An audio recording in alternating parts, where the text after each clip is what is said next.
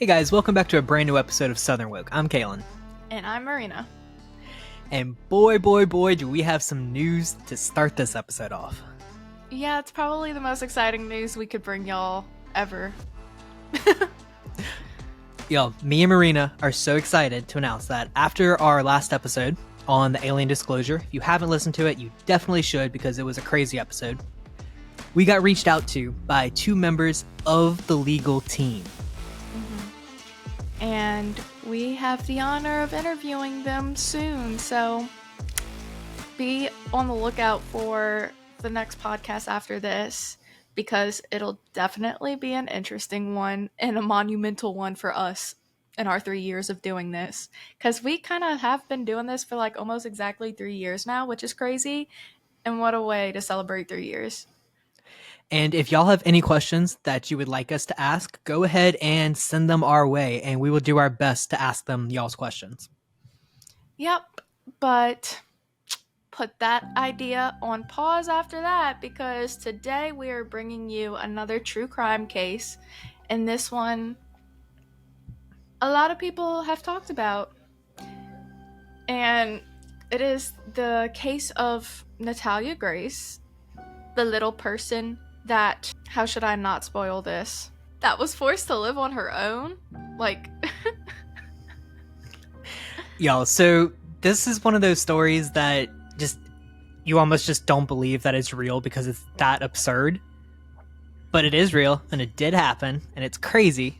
Yeah, so it's the story basically of how an Indiana couple, Christine and Michael Barnett, adopted a 6-year-old little girl from the Ukraine named Natalia Grace and ended up leaving her to live by herself at the age of 9. When people caught on to what was happening, the parents' explanation was that she was actually an evil adult. Now, me and Caroline both watched the docu-series called The Curious Case of Natalia Grace, and let me tell you, I was not prepared for how the series began at all. They come in 100% like WTF vibes all the way. I 100% agree. Like, getting through that docuseries was a roller coaster. So basically, Natalia has a very rare form of dwarfism. We won't try to say the actual name because it's we're both gonna butcher it, but it's a pretty rare form, and it causes like her joints and her muscles to kind of have issues and cause her pain, and like her feet, she has like clubbed feet that make it hard to walk and just things like that. So we'll begin by kind of telling Michael's side of the story, because Christine, the mother, hasn't really spoken out as much as Michael has, because Michael is quite the frickin' character. Michael is wild. That one scene where he like enacts the beating on the floor. Dude, I had to like look away from the camera. I was cringing so hard. Like, this whole series, it's like he's auditioning for Hollywood. Exactly. He thought this was like a movie he was in, like this docuseries. No, it was. He was the star. But okay, so the story begins in early 2010 in Westfield, Indiana, with Christine and Michael Barnett being married for about 15 years, and they already had their own 3 sons. They said their lives were amazing up until this point. Michael goes on to brag about this big, beautiful home, and that their oldest son was a genius, being featured on 60 Minutes. He had his own teen TED Talk, and he was even recognized by the frickin' Vatican. So at this point in 2010, they figured they had all the extra money and resources and an extra room in their house, so why not adopt a new kid and bring them in to a home that they deserved. At first, they were gonna adopt a little girl from Haiti, but a really bad earthquake struck, and the adoption didn't go through because Haiti stopped all adoptions at that point. But then, their prayers were answered. They got a call from an adoption agency in Florida called Shepherd Care that said they were aware of their situation and know that they have a charity for disabled kids. They had started one because their oldest son, Jacob, has autism. Um, and they knew that they really wanted to adopt and think that they would be the perfect fit for this little 7-year-old girl coming to them with a very rare form of dwarfism. But they only have 24 hours to decide, and if she isn't picked up the following Monday, she was going to be sent to foster care. So they said yes, and they hopped on the next plane to Florida. April 26, 2010 was the day that they adopted her, and Michael says that he was a little shocked at where the adoption agency was located, stating it was in a rundown strip mall on the wrong side of the tracks. Sir, it's an adoption agency, like, at least it exists, like, regardless of where it is. Yeah, like, what do you need for an adoption agency? Like a palace?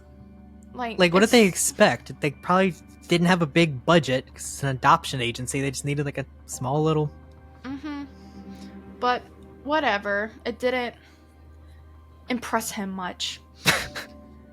He also said that the agency didn't give any details about her except 2 pictures and her Ukrainian birth certificate. After they went in and signed some papers, Natalia came running through the door with a huge smile saying, Mommy, Daddy, all over and over again, and was super excited to meet her new family. Which, in my opinion, I thought was, like, kind of weird, because I feel like agree. This kid probably has not had the best life up until this point. But then again, she could be super excited because who knows what they were telling her, like, oh, this family is going to be so awesome. But then again, she's 6 or 7. Did she really understand? I don't know. So now, this is where it gets really weird. Already.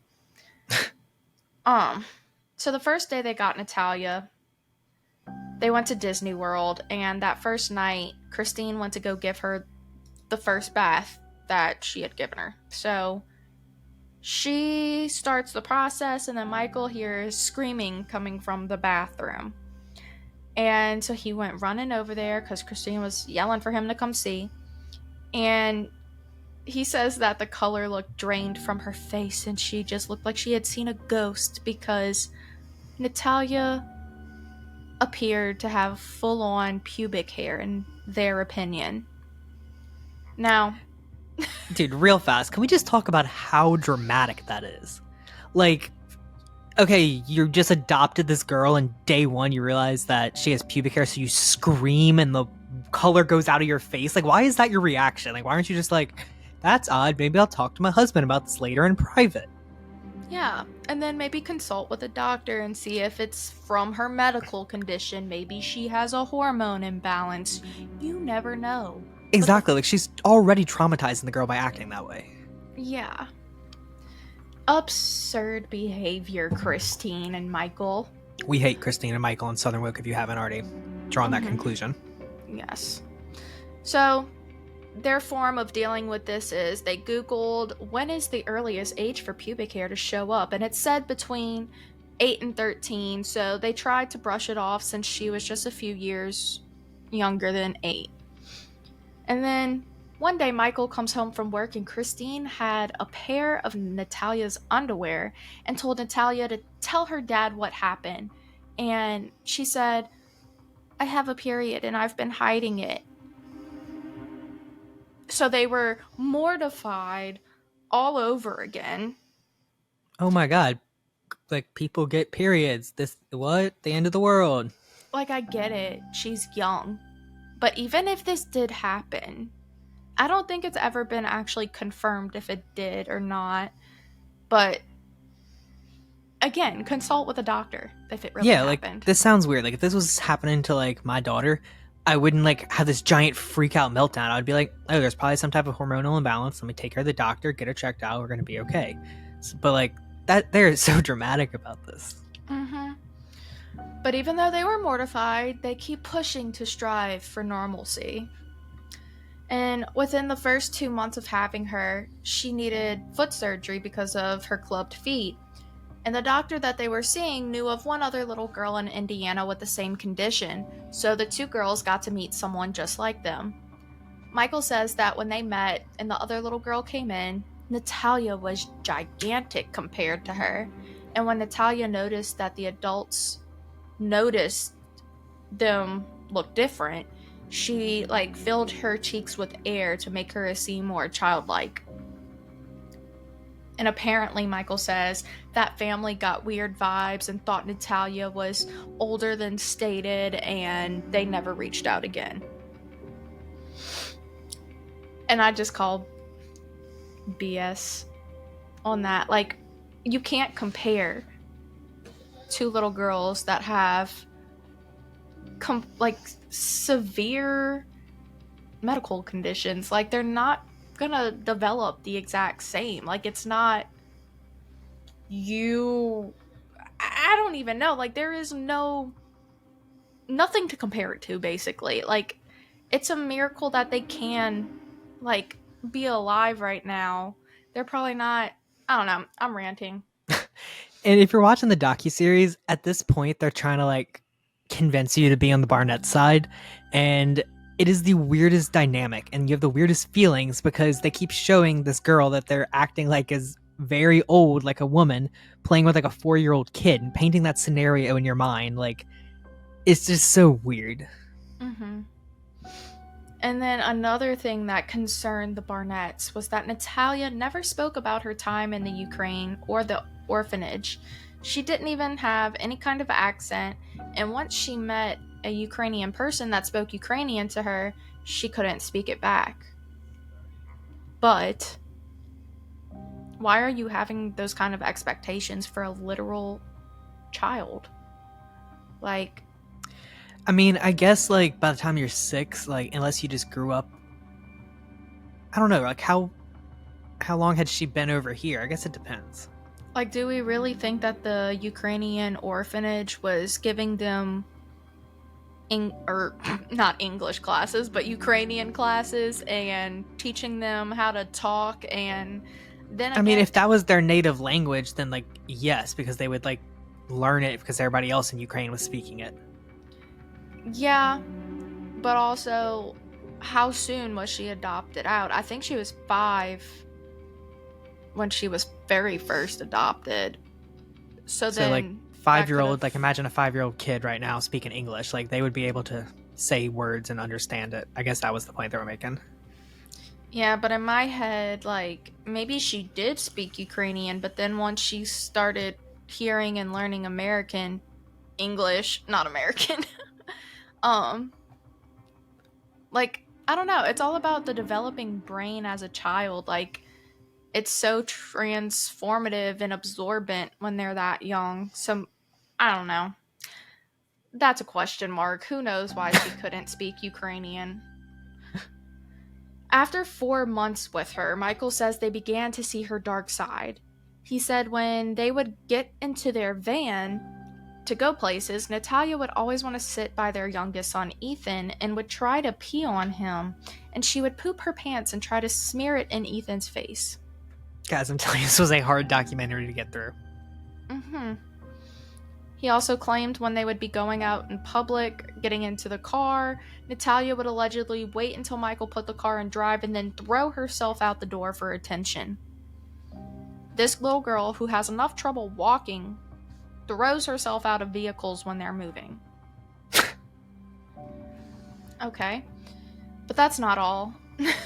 She would take their son's favorite toys from the house, and when they would be walking somewhere along the street, Natalia would throw the toy into the street and try to bait them to get hit by a car. Yo, come on now. Because a 6-year-old's manipulative little brain works like that. Can you imagine? You already know Christine was at her work, ranting to all the other coworkers, my 6-year-old daughter is trying to kill me. She's telling them all these things, and they're just having a secret group away from her. Christine is fucking batshit crazy. First of all, it's nice that you think that Christine was working, because I don't think she was. She was just talking her shit to the neighbors in their little prestigious neighborhood. I don't think she had to work, because it was always Michael came home from work and da-da-da-da-da-da happened, and Christine was just, Natalia did this. That woman didn't work. She working on my nerves, though. And then one day they realized that Natalia was taking knives from the kitchen and hoarding them in her room. When Michael and Christine confronted her about it, she said she was going to kill them in their sleep. But there's a possible explanation to that we'll get to later. Although I really want to tell you now. But Let's just assume that the situation is real for a minute. Yes. I don't, but let's just do that just for the fun of it. Mm-hmm. How do you handle your 6-year-old that is trying to kill you with knives in the middle of the night? You, call the police. On your 6-year-old child? Yes. You call them for advice.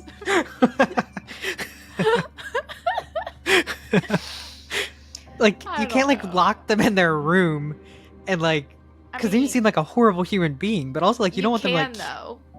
Because, like, how many times were you grounded as a kid? I don't know about you, but, like... Yeah, but my room wasn't, like, my cage. Yeah, but okay, so if I was the parent in that position, what I think I would do was inspect the room and make sure there were no more knives or any other weapons, and then I would make sure she got to sleep and lock her in there, then wake up the next morning, hope everything is okay, and then start calling up doctors and police, and, well, not police, maybe psychiatrists, and being like, how do I handle this? Gosh. That's just me. It's probably a good thing I'm not a mom. Okay. So, at this point, they begin telling friends and family and neighbors that they were scared of Natalia, and they tried reaching out to the adoption agency, who didn't offer any help. Then they tried a few therapists until one took them seriously, and after talking with Natalia, they told the Barnetts that they're in danger. The therapist then diagnosed Natalia as a sociopath. So, like Jake Paul. And that gave the Barnetts all the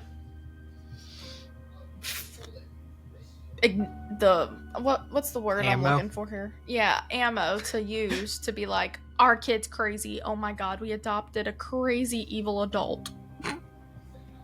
So, one night, Michael and Christine heard a loud noise, so Michael goes looking for it, and when he goes to check Natalia's room, she's standing in the middle of the room with a blank look on her face, and when he asked her what she was doing, she said, "Waiting for you to go to sleep."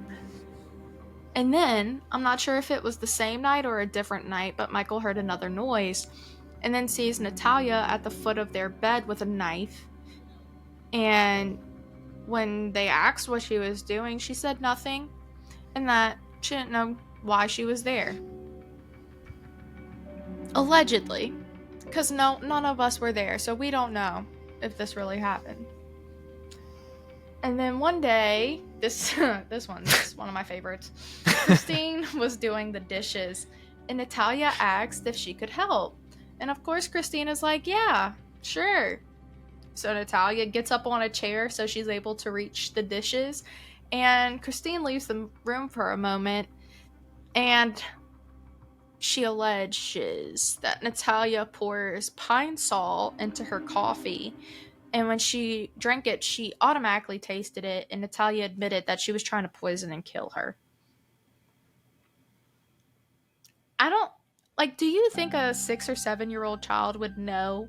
Like, if I pour this pine sol into my mom's coffee, it's gonna poison her. No, I don't think so. Because at that time, I was, like, basically drinking soap, pretending it was, like, potions. If anything, she was just trying to make her coffee taste better. Yeah. Maybe she thought it was a good thing. If it happened. So, after numerous occasions of Natalia trying to hurt the family, they bring her to a stress center to be seen by another psychiatrist, and they told her they told the parents, she won't change. This is who she is. You can't let her freely roam your home anymore. She needs to be in her room with a latch on the door and needs to be escorted if she needs to leave her room, to go to the bathroom, to do anything. But like I can't believe that was like the advice they were given by this like center. What licensed doctor, therapist, anything would say that the proper plan of action here is to just lock this kid up for the rest of her life and escort her everywhere? Yeah, like somebody should have said like, oh, let's put her into like inpatient treatment program for like 6 months and work with her every single day or like something like that. I don't know. But no, the Barnetts were fully convinced that they had a grown-ass woman living in their house pretending to be a child. Yep. So then, Michael says at this point, it had been such a long time since they did anything together as a family. So for their son's birthday, he really liked cows. So they found a creamery where they could go as a family and milk some cows. When they arrived, they had to sign a waiver that there was an electric fence on the property and that they weren't liable if for some reason anyone were to get hurt by it. And Michael says that when Natalia heard that electric fence equals danger, her eyes lit up like, this is my chance.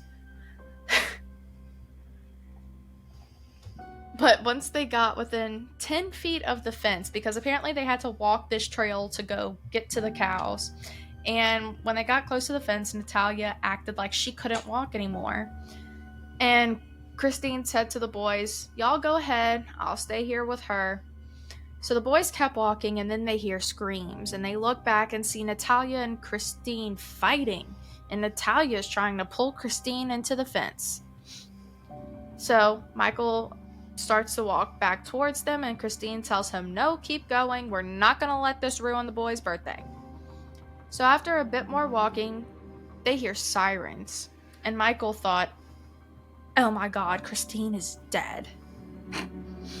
They go back, and the police and an ambulance are there, and Christine is angry, and Natalia is with the EMTs yelling, you fucking bitch, I'm gonna kill you, you're gonna die. And they wanted her arrested right then, but the police said they're just gonna take her to the hospital to be mentally evaluated. She ended up staying at the state mental hospital under 24/7 care with 90 plus doctors and nurses and all that, and she admitted to everyone there that she's trying to kill Christine and the boys, and wrote it in her journal that she was going to stab them with a knife while they sleep and then drag their bodies to the back deck. They then show one of her drawings from her first day at the hospital, and it's like a color sheet of a house, and she wrote, by Ethan, by Christine, by Wesley, by Jake, all over it. Which, if you ask me, this poor little girl probably thought that she got into this hospital and that maybe that was her next home. And she was telling them bye because she didn't know if she was going to ever see them again. That's just my thought. Also, I know I'm jumping back a little bit, back to the cow creamery, but so Michael said that he saw her face light up when they talked about this super dangerous electric fence. And then when they're 10 feet away from the fence, he decides to leave his wife with her and just go on. Like, even when he knows that, like, that was her plan, if he saw her face light up. Like, how is that situation even a thing? Because in like, my that opinion, story is just... I think Michael kind of wanted Christine to get in the electric fence. That, probably so. You're probably not right. But, okay, so this part really makes me mad too, because the employees at the hospital said that she was transferred to the adult wing upon discovery of her pubic hair. So that's back in the picture. The workers said that she was very aggressive, manipulative, and looked, acted, and spoke like an adult, and would even talk about sex a lot. After a few weeks, they called Michael and Christine and said, you've got to come get her. She's propositioning the men here.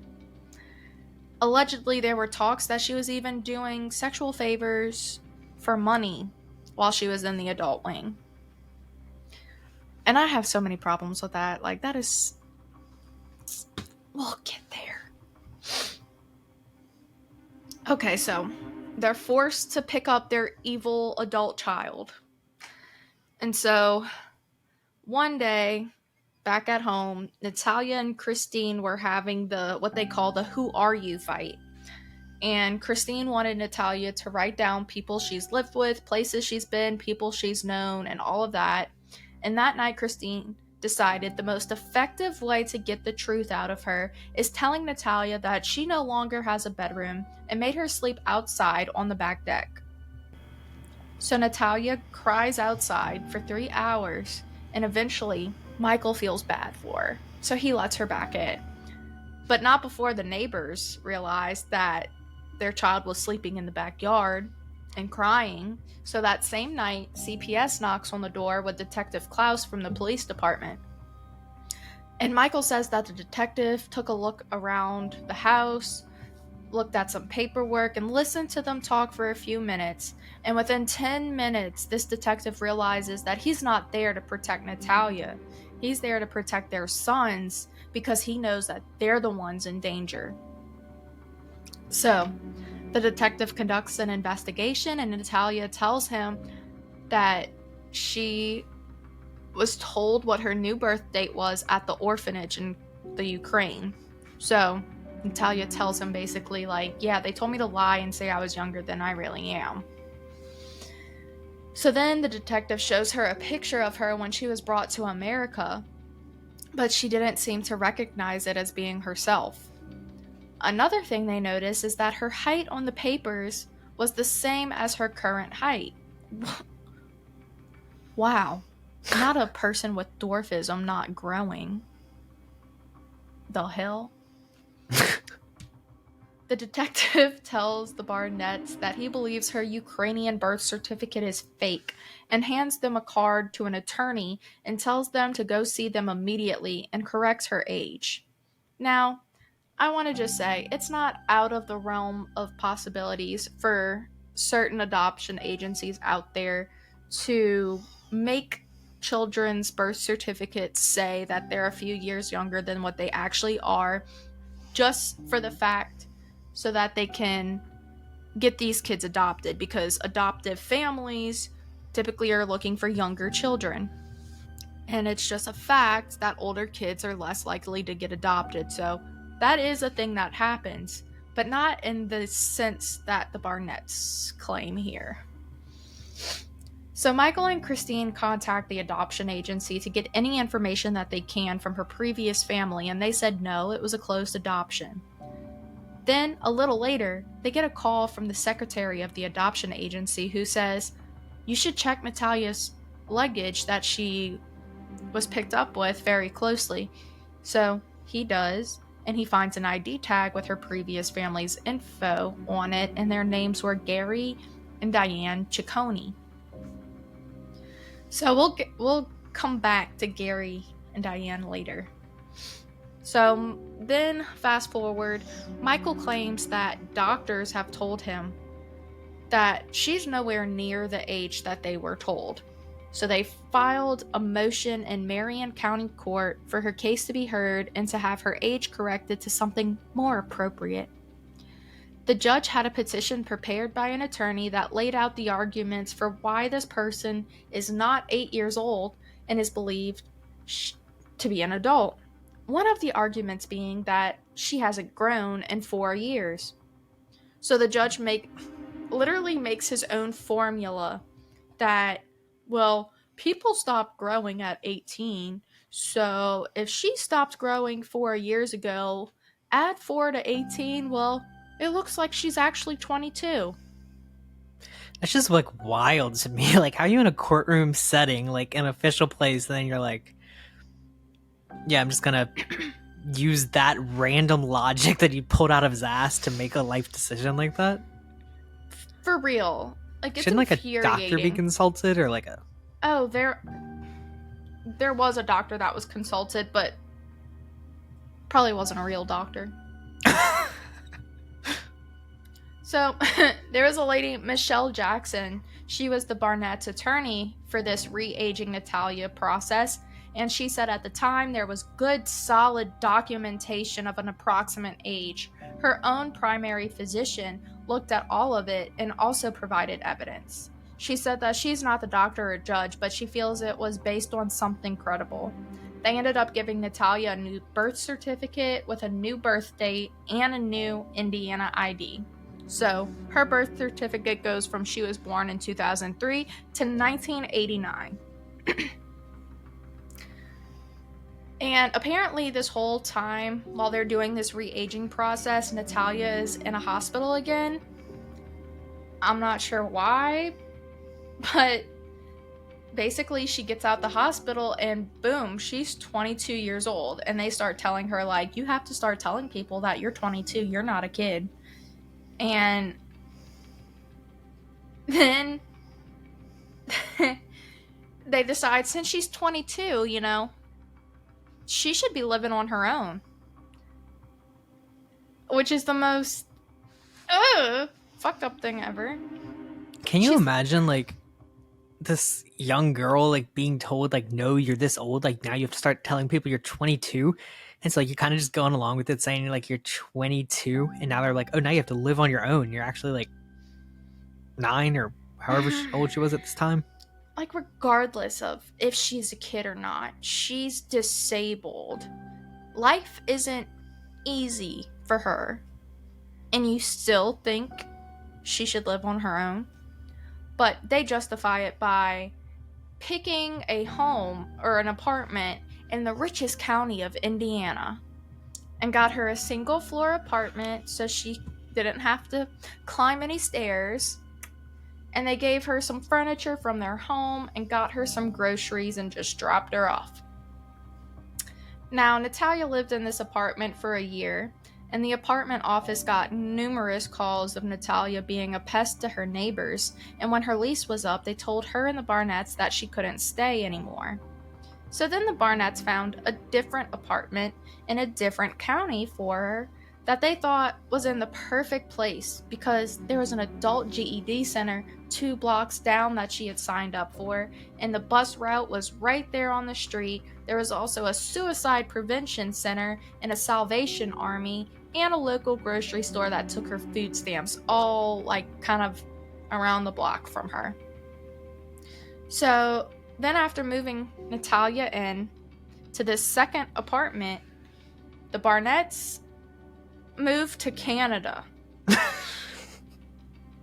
because their 14-year-old son now, Jacob, is a freaking genius and some college in Canada wants him. So they all moved there.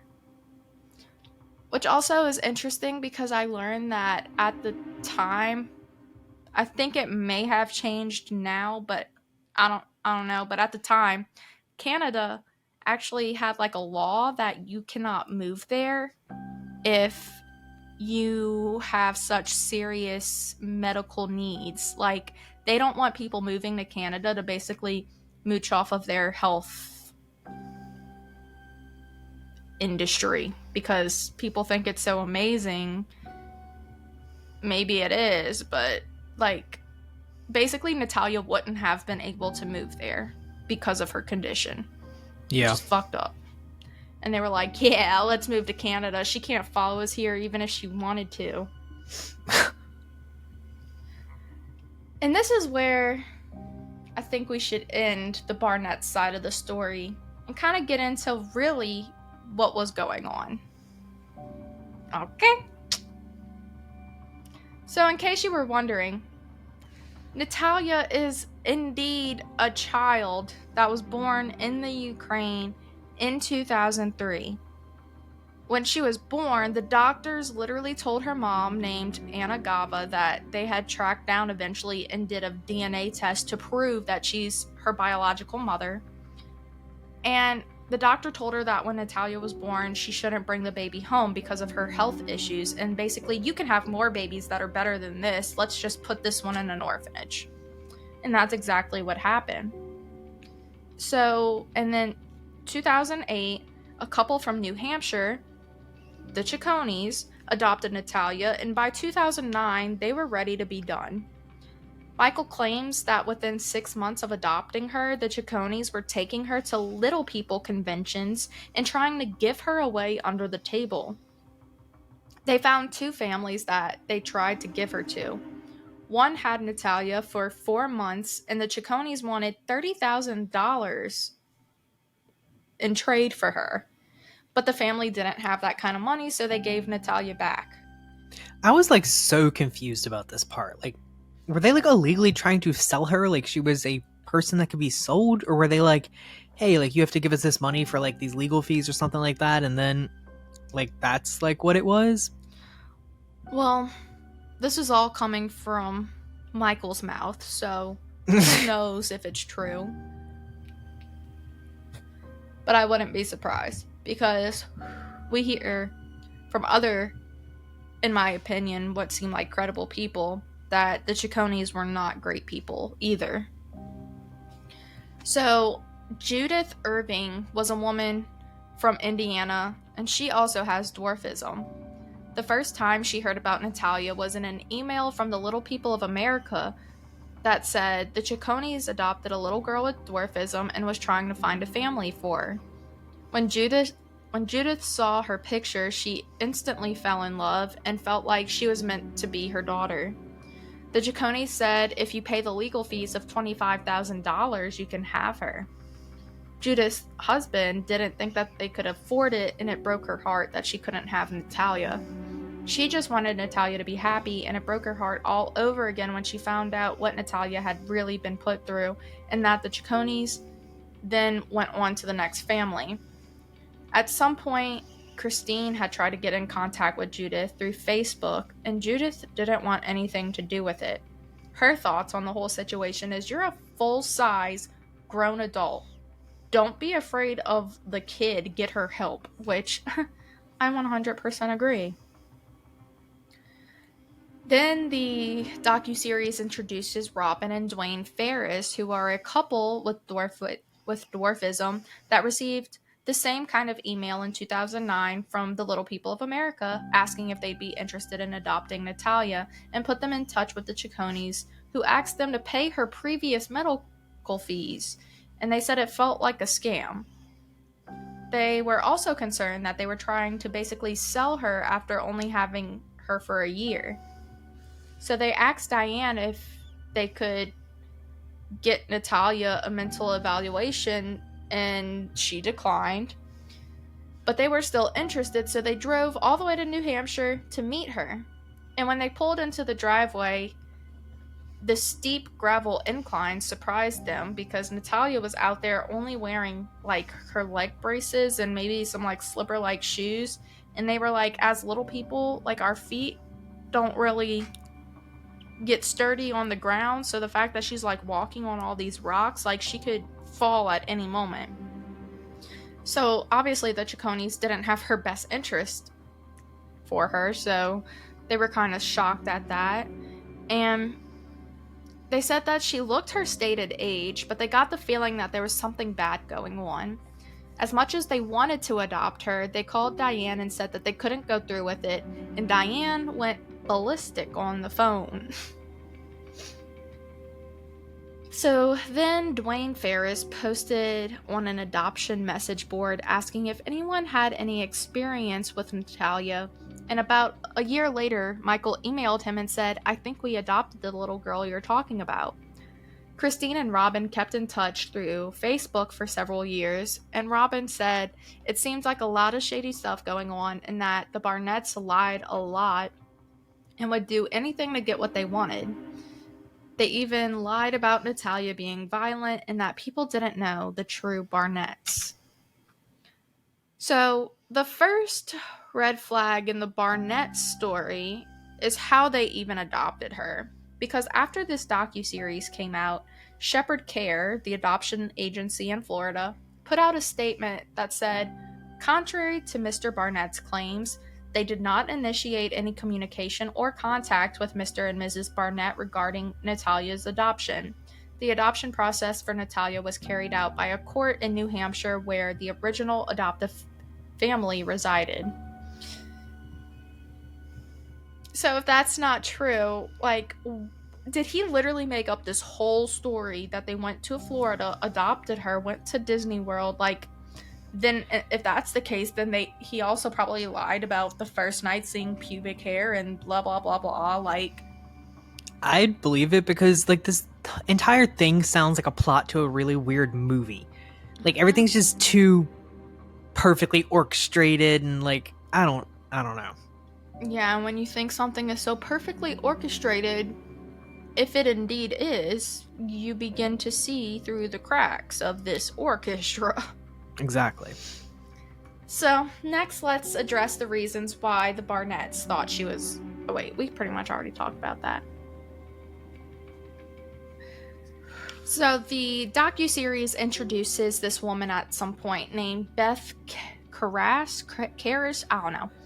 Well, she's a legal expert and a New York attorney, and she kind of was like the legal voice in this whole thing, kind of explaining the whole case.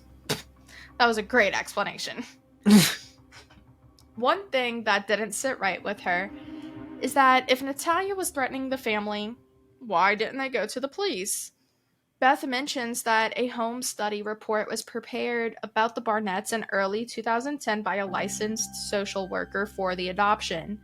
The section that she found particularly interesting was the background information, where the social worker asked Michael and Christine if they had ever had any domestic violence, substance abuse, sexual abuse, etc., and they answered no. And the state just took their word for it. They didn't actually do any kind of background check. Had they actually investigated and gone to the local police department, they would have found a domestic violence report from September 2003. In the report, it states that Christine said Michael got her in a headlock, picked her up, and threw her on the ground. And sprinkle in that the neighbors would frequently hear them yelling and screaming at each other in the front yard. And it was usually Christine, like, berating Michael, calling him a loser, a jerk, and all this shit. So, next, let's really talk about what happened at the creamery, because this is probably like my favorite part.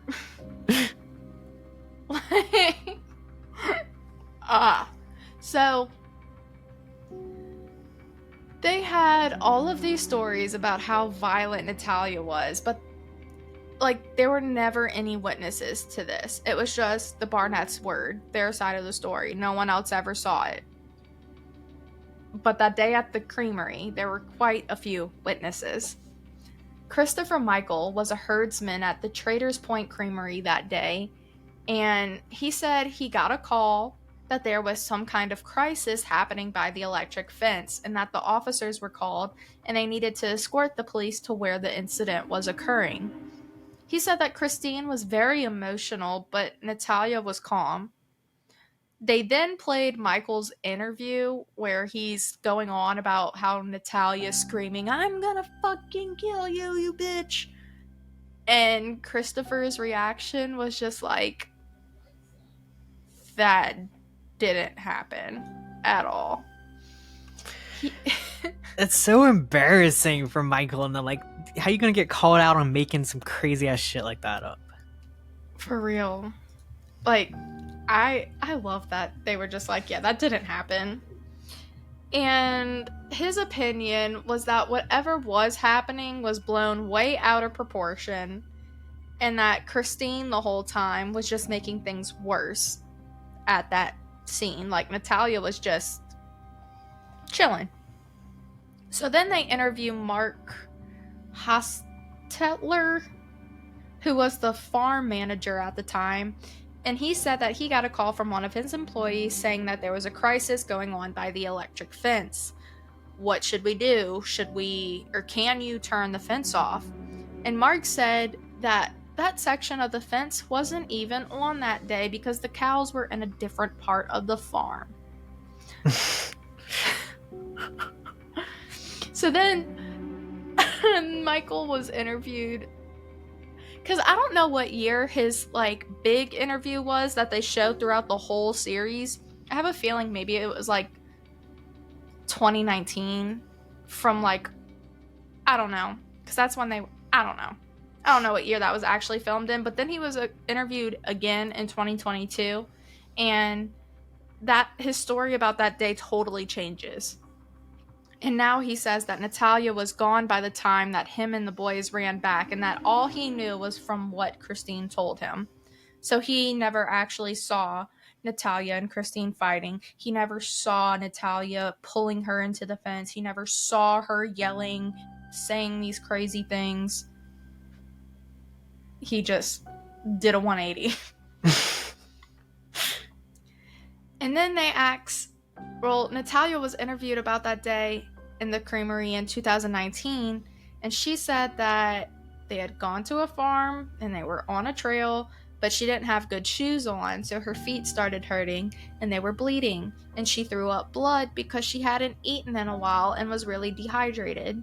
So Natalia sat down in the grass after vomiting, and Christine sat down next to her and told the boys to go ahead of them.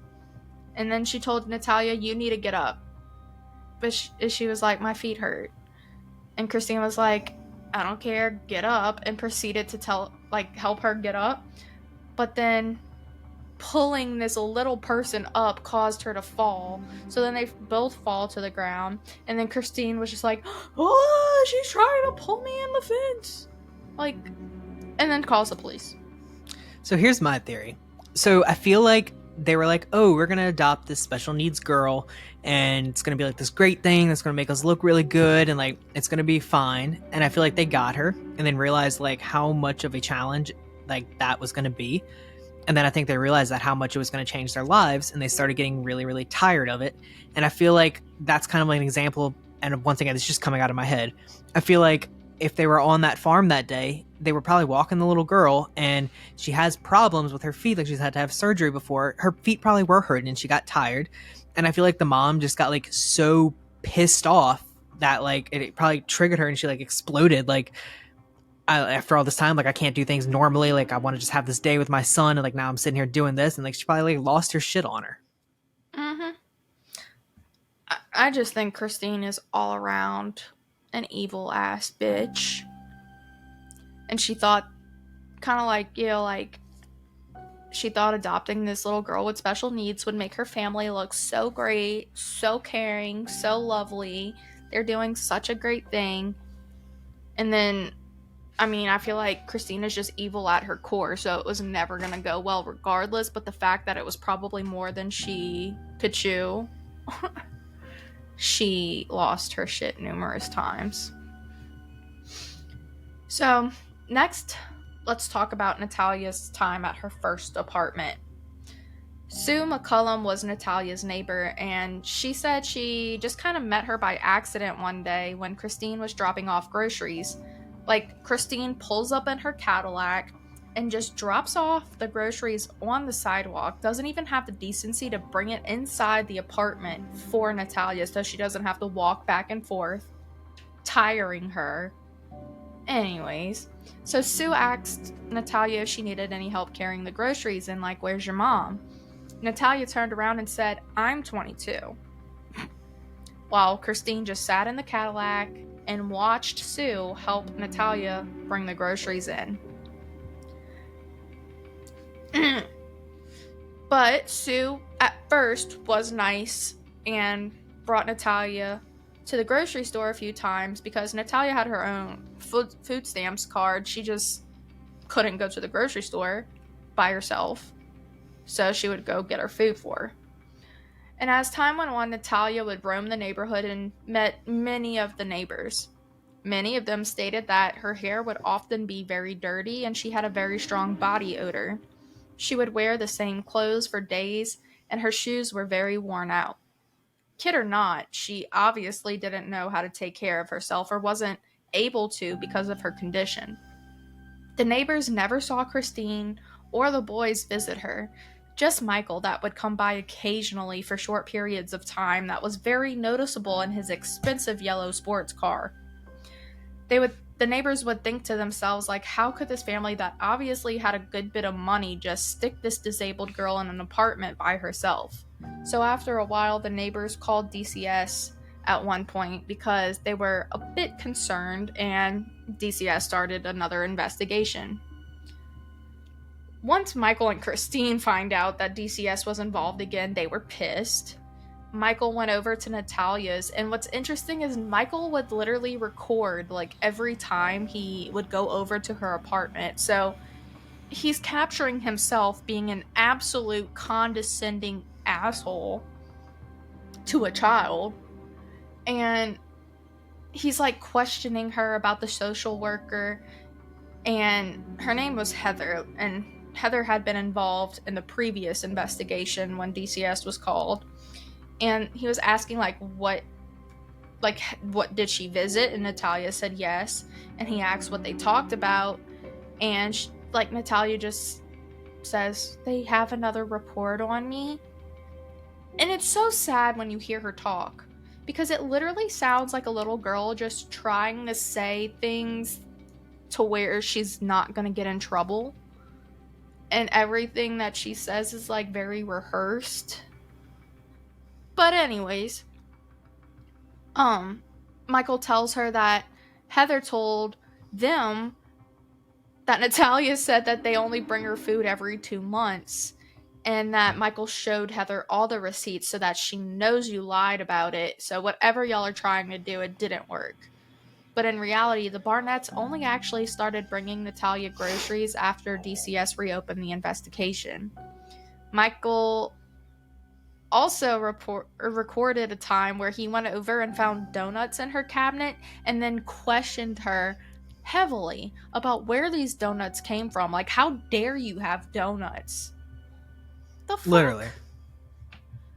And she just says, Sue got them for me. And he was just so pissed. So, then out of the blue, Natalia writes a letter recanting everything she's ever said about Michael and Christine, saying that she was trying to make them look bad. And many believe that Christine made her write it so that DCS would get off of her back.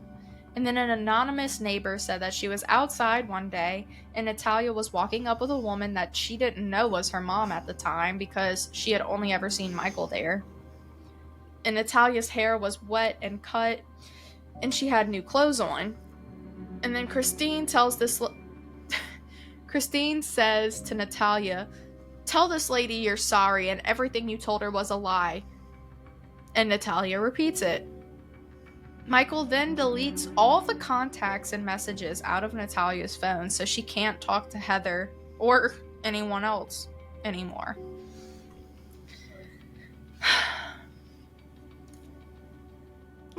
It drives me crazy because, if they think that she is this old, to put her in an apartment, then treat her like she's that old. But, you can't, put her in an apartment and then treat her like she's a child, going through, deleting all her contacts, questioning, where she got donuts from, telling her who she can and can't talk to. Yeah, she's an adult. Let her live. Fuck. So, at the beginning, all the neighbors said that, everything was fine, but as time went on, Natalia became a neighborhood pest. She would sit on neighbors' doorsteps until they got home, call and text them repeatedly asking when they would be home. She would even just, walk into their houses and look for food, so people had to start locking their doors, and they were getting increasingly creeped out by her behavior. Which, if you ask me, that's just a kid trying to find someone to be around. She is in reality a 9-year-old living by herself. She doesn't know what boundaries are. She doesn't know. She just wants to go around everywhere and see if someone wants to play. Anyone that will talk to her. But all these neighbors, because Natalia was rehearsed in saying, yes, I'm 22, blah, blah, blah, I'm an adult, they were just this adult is creepy. She just enters my house without permission. But then one night, Natalia calls the police on herself and says that she's stalking one of her neighbors and wants to hurt them and that she needs help. And Michael says that she actually called the cops a few times on herself and would try to burn down the apartment. And that Natalia even told most of the neighbors that she tried to kill her family. But then again, her calling the police on herself she probably was being shunned by all the neighbors, so that was her only way of getting someone to come visit her. And then B, like, she told all the neighbors that she tried killing her family because Christine had, like, nailed it into her brain to tell people that. So, in Natalia's pretrial deposition in 2022, she was asked, "Do you admit to knocking on neighbors' doors and playing with their children?" And she said yes. Then she was asked if she remembered harming any of the children, and she said, "No, I never did that." Because a lot of these neighbors were claiming that she would, like, come on to the little boys and, like, be really inappropriate with them. Do I believe that? I don't fucking know. I feel like if you look at, like, childish interactions, but then you pretend like one of them's an adult, like, yeah, it's gonna look like that. But, like, if she's actually a little girl playing with somebody, like, you wouldn't even think twice about it because that's just, like, how they play. But And then another thing is, who knows what she has been exposed to in her life? When she was in the orphanage, what if she was sexually abused? What if she was used to that kind of thing? And then she was reenacting that with other kids. Like, and also, like, the way she's been treated this long has probably just, like, completely destroyed her mentally if she is that age. So she probably does have some serious problems now. And if she is, like, acting out and saying these things, it's probably because of that. So, moving on to Natalia's second apartment in They say Lafayette so much that I'm saying that, but we're from Louisiana, so we're gonna say Lafayette. But this Lafayette's in Indiana, not Louisiana. But this is where Natalia's second apartment was, and the Barnetts claim that this was the best place for her, but it was actually the opposite. The apartment they had chose had numerous stairs to get into the house off the street, and then Natalia's apartment was on the second story. Like, why? Like, what in your mind made you think to give this little girl who has enough problems, like walking on a straight surface, then make her climb like 24 stairs to even get to her house? But later in the deposition and her interviews, Natalia says that, like, she didn't want to live there. She wanted to live with the family, even though she was literally being abused by them. But they just dropped her off again. And Lafayette is one of the more rundown places in the whole entire state of Indiana. And they introduced this woman named Kina? I don't know how to say her name. But she was Natalia's neighbor, and the first time she saw Natalia was when Michael and Christine were moving her in. And then she never saw Michael and Christine again. Then one day Natalia knocked on her door and kind of thought that she was a kid, and Natalia told her that she was 22, or at least she thought so. She said that she needed to call her parents because she didn't have any food, so kind of handed her the phone, and Natalia looked at it like she didn't know what to do and said that she didn't know their number, but she was really hungry and asked if she could have a sandwich. Kinda was confused as to why her parents would choose that location, because there's literally a homeless shelter right down the street and lots of vagrants that hung out in public all around, and anyone at any time could just snatch her up. The crime is so bad there that Kinda carries around a weapon with her even when she's in her own house, because apparently people will just break in. So, sounds like they're living in New Orleans. That's basically like if they were like, "Here, Natalia, go live in the 9th Ward." Yeah. At one point, Natalia went without electricity for 3 days because Christine didn't give Michael the electric bill information. And then Christine told Michael to wipe out her contact list again so that she doesn't go to Hamilton County and call everyone and tell them that she didn't have power. Selfish bitch.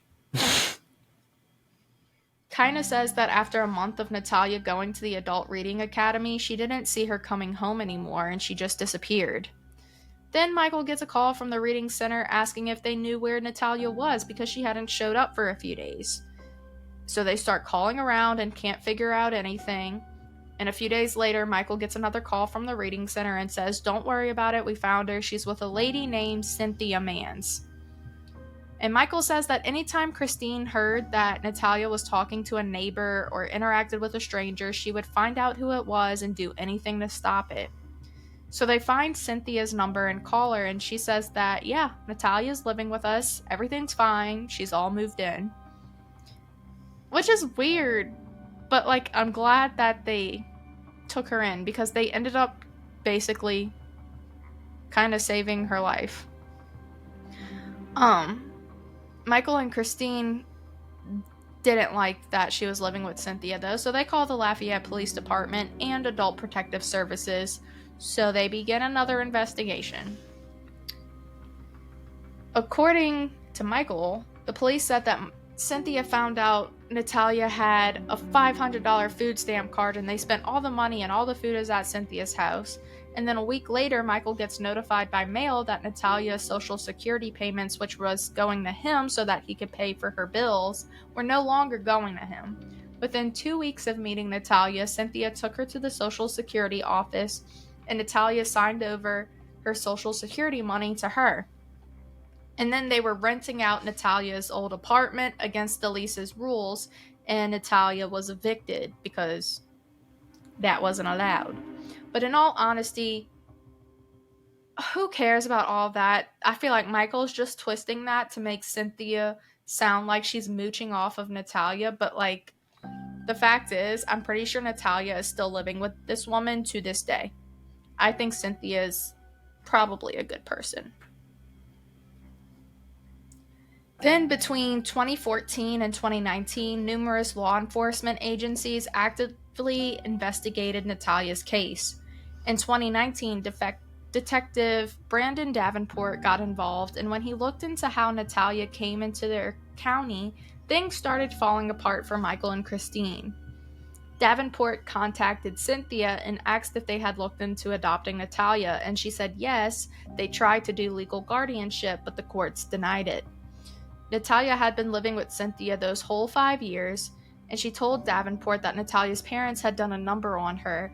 They were so angry at her and had cut her electricity off, and that Natalia was terribly scared of Christine, and when Natalia was first staying with Cynthia, Christine was blowing up her phone. And then Cynthia told her, if it makes you feel better the next time she calls, just put her on speaker. So next time she called, she was put on speaker, and Christine is just yelling at her saying, you should be at your house, you shouldn't be anywhere else.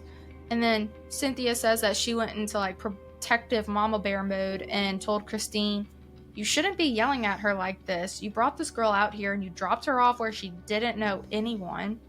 And then Christine went on rambling about, that's my daughter and you need to take her to the psych ward because she hears voices. She's had sex before and she's poisoned me. What a weird 3 things to combine. I know. So, regardless, Cynthia ends up hanging up on her, as she should. And Davenport tells Cynthia that, don't worry, he's not looking into her. He wants to find Michael and Christine and get search warrants and subpoenas and find out why they've done this because it's suspicious. In 2014, Michael left Christine and moved back to Indiana. And in September of 2019, Davenport visits Michael's home in Indiana and asks if they can talk. Davenport says that he came because he has speculations and that he uses the whole I think you're a good guy thing so that Michael can feed his ego, and uses that to get him to talk about Christine. But really, he ends up talking about both of them, you know? But Michael says that Christine is a master manipulator and does anything until she gets what she wants. And Davenport was like, you know why Christine chose Lafayette for Natalia? And Michael said that Christine's words were that Lafayette is a white trash town. No one's going to care or notice, and Natalia can't con or manipulate anybody there. And Davenport says, well, I think Christine brought her there and abandoned a child, and I think in your heart you know that was wrong. How old do you think Natalia actually is? And Michael says, right now, today, I think she's 20, 22.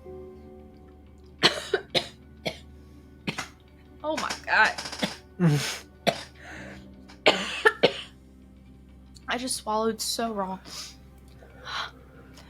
So he basically admitted that she was still a minor when they forced her to begin living on her own. On September 12th of 2019, Michael calls Davenport and says a friend just sent him a link to a story that says that he's charged with 2 counts of child neglect. Is that correct? And Davenport says yes. The next day, Michael and his attorney went to the jail to turn himself in. They booked him, and then he was bailed out an hour later. The next day, Christine turns herself in.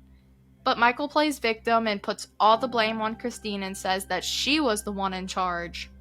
The social services investigation led both Michael and Christine to be charged with neglect of a dependent causing bodily injury, neglect of a dependent causing serious bodily injury, endangering a dependent's life, abandoning or cruelly confining a dependent, and conspiracy to neglect a dependent. So they were literally trying to hit them with all the charges. Michael's interview in 2022 gives a whole new narrative.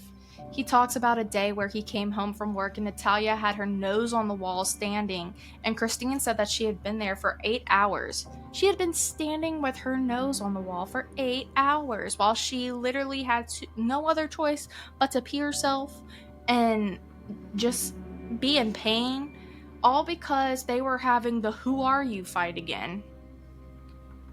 She literally even made the kids food and told Natalia, "You can't eat until you tell us who you really are." And she ended up staying on the wall that day until 2 a.m. Michael said for the next 2 years, the best case scenario was that he would come home from work to Christine, angry on the couch, and Natalia in her room. And then the film crew asked him what was the worst case scenario. And then Michael gets all dramatic and he's like, "Fuck it, I already told the cops." That part, I was like, oh my god, what is he about to say? And like, holy shit, this is where it got dramatic. Dude, I could not look at the TV for this. It was so hard. He says there were 3 times that Christine beat the hell out of Natalia, and probably more times that he didn't see. Michael then gets on the floor and demonstrates how Christine would beat her, and he's literally wailing his fist into the ground over and over again. Like, you... There was no reason that he ever needed to reenact that. Like, everybody understood what he said when he said it, but no, this man decides to then get up and get on the ground and just start, like, dude, he's like Tarzan punching the ground. It's insane. Yeah. Literally top 10 most insane things in true crime that I've seen. Yes.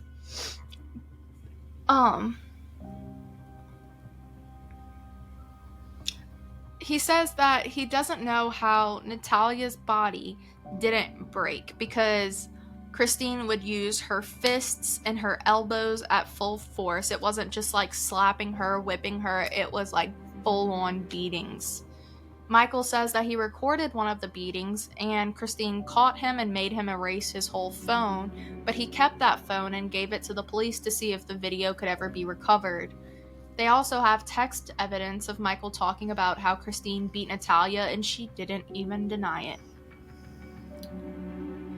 In Natalia's 2019 forensic interview, she was asked if she was disciplined by Michael and Christine, and at first she was like, not really. But then she kind of opened up and went on to say that they would whip her with a belt like parents normally do, and that they would tell the boys to whip her. Jake would even pick her up and drop her on the floor for punishments. So, like, this whole family was whipping her, which, not okay. Jacob also says that one of Natalia's problematic behaviors was that she would soil herself or pee in places that she shouldn't, and Christine was trying to combat the issue to no avail, and then she decided to make Jacob pee on Natalia's bed. And Christine justified it to Jacob, who was 12 at the time, by saying that a therapist told them to do it and that it would be therapeutic since, well, Natalia always pees around y'all and on your thing, so here, pee on her stuff. Yo, this was like one of the most emotional parts of this entire like docuseries, because like this kid is like breaking down into tears, crying like in regret as the fact that he did this to Natalia, that was supposed to be like his little sister. And like there's no way that you can't believe him. Like Christine literally told this boy to go pee on Natalia's bed. Yeah. And this is their son that has autism. That's the genius. He's the only one that was interviewed in this. And it's really sad because not only did they fuck up Natalia's mental state, but they did quite a number on Jacob too, because he carries so much guilt with him now. And there was even one part in the interview where like he was about to talk about something, but then he was like, I shouldn't do that. And then the camera crew goes away, but he still has his microphone on. And what I get from that conversation is that he was talking about a time where he maybe kicked her or threw her down the stairs, is what it seemed like to me. But maybe he was told to do that too. But then again, he's a 12-year-old boy living in that environment, so can we blame him even if he did do that on his own free will? And like, he also has autism. Yeah. But he's a victim too in all of this. All the boys are. I just hope those other two boys are like semi-okay after all of this.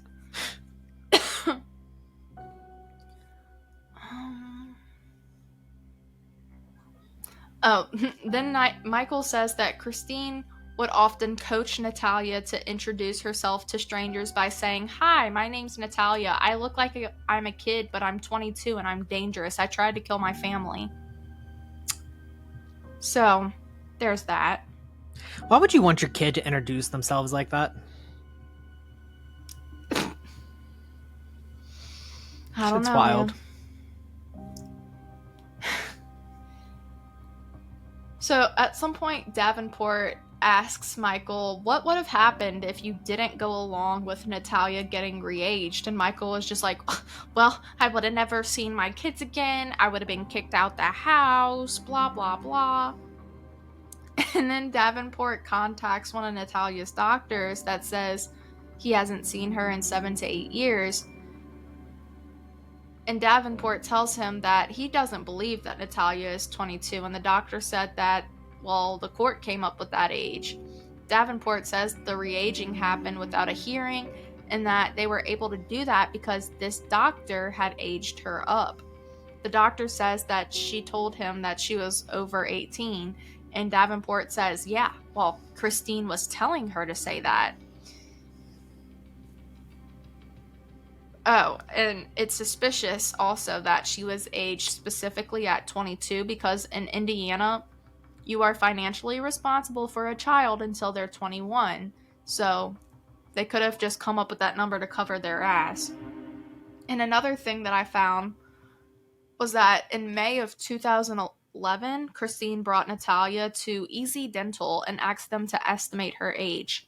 They x-rayed and examined her teeth and advised Christine that Natalia was between 8 and 9 years old.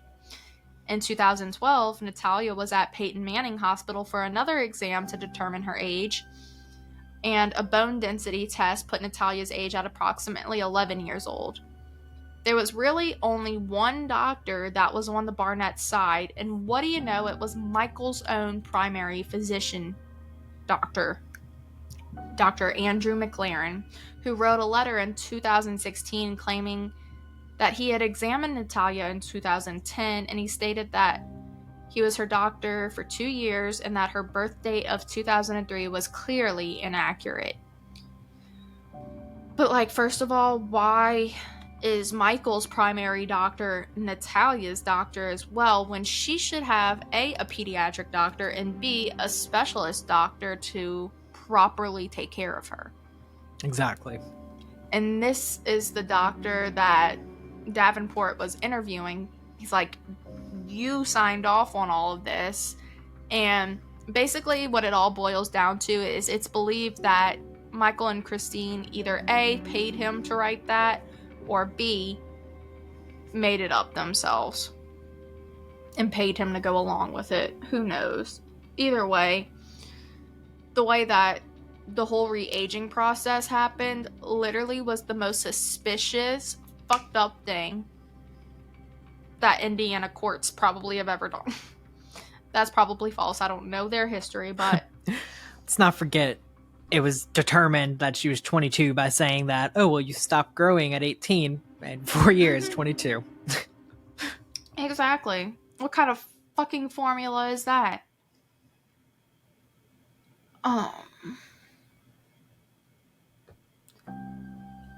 And then this is another part around her age that really pisses me off. So after Michael and Christine are charged with basically neglect of a dependent, the Tippecanoe County Superior, I can't say anything after that. The Tippecanoe County Superior Court judge sided with the defense's argument that Natalia's age couldn't be part of the case because a judge ruled years ago that she was an adult when this series of events took place, and for that reason, no one can portray her as a child. So they had to do because Michael's trial was first, and they had to do this whole thing without ever mentioning that Natalia is actually a child when all of this is going on, because the charges were of a dependent and not a child. And that is the most fucked up thing, because the jury wasn't able to know that this person that was neglected was actually not only disabled, but she was a child too. And the jury found Michael not guilty on all the charges, which, this is like the most absurd trial I've heard of in a long time. And a woman from the jury spoke out and said that 100% of the jury believed that Michael was guilty, but because the judge gave them such strict parameters of what they could consider, they felt like they had no other choice than to say that he was not guilty. And immediately after the verdict, the prosecutors subpoenaed Michael to testify against Christine. So, if Michael didn't get it, hopefully freaking Christine will. But that doesn't happen because all of, like, her freaking case was dismissed because of insufficient evidence. Whoa, I just pulled my earphones out. Literally yanked them out of anger. But it was on March 23rd of this year that prosecutors filed a motion to dismiss Christine's case, citing insufficient evidence to prove the charges against her. And the court granted the motion. That pissed me off so bad. And then when Christine was asked to participate in this documentary, she replied, "Your network is whack."